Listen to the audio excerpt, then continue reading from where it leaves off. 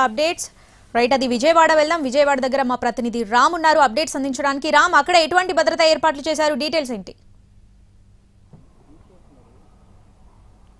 శ్రావణి, ఇక్కడైతే మాత్రం ఎన్టీఆర్ జిల్లాలో 27 స్ట్రాంగ్ రూమ్లను ఏర్పాటు చేశారు.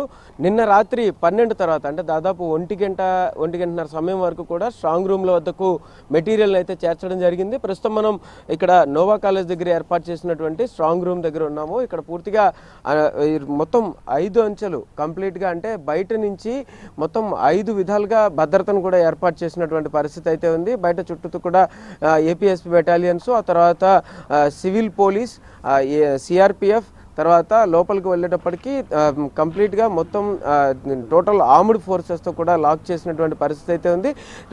లోపలంతా కూడా అంటే ఈ మొత్తం సిస్టమేటిక్గా లోపల అబ్జర్వ్ చేయడానికి మొత్తం అధికార యంత్రాంగం మొత్తం లోపల ఉండేలాగా, రెండో పక్కన లోపల ఉండేటటువంటి స్ట్రాంగ్ రూమ్లు ఏవైతే ఉంటాయో మనం చూడొచ్చు. ఆ లోపల కూడా స్ట్రాంగ్ రూమ్లకి సంబంధించి అంతా ఏర్పాటు చేసి ఇది ఇక్కడి నుంచి ఆ లోపలికి వెళ్ళాలన్నా కూడా కంప్లీట్గా ప్రాపర్ పర్మిషన్ ఉంటేనే, అంటే దాదాపు 500 మీటర్ల వరకు కూడా ఏవైతే సీసీ కెమెరాలు అరేంజ్ చేశారో ఆ సీసీ కెమెరాలకి సంబంధించి ఆ సీసీ కెమెరాలలో నుంచి సీసీ కెమెరాల ద్వారా మొత్తం అంతా పర్యవేక్షించే విధంగా కూడా అన్ని రకాల ఏర్పాట్లు చేసినటువంటి పరిస్థితి అయితే ఉంది. ఈ పర్యవేక్షణ మొత్తం అంతా కూడా ఆర్ఓ అలాగే స్థానికంగా ఉండేటటువంటి ఎవరైతే పోలీస్ అధికారులు ఉంటారో వాళ్ళు మొత్తం అందరూ కూడా కంట్రోల్ రూమ్ల వద్ద నుంచి ఎప్పటికప్పుడు అబ్జర్వ్ చేసేటటువంటి విధంగానే ఏర్పాటు చేసినటువంటి పరిస్థితి ఉంది. రేపు 4వ తారీఖు కౌంటింగ్ జరిగే వరకు కూడా ప్రతి రోజు కూడా 3 షిఫ్ట్లలో మొత్తం అందరూ భద్రత అంతా కూడా వాళ్ళు ఒకవేళ మారినా కూడా 3 షిఫ్ట్లలో మార్పులు జరిగే విధంగా కూడా ఏర్పాటు చేసిన పరిస్థితి ఉంది.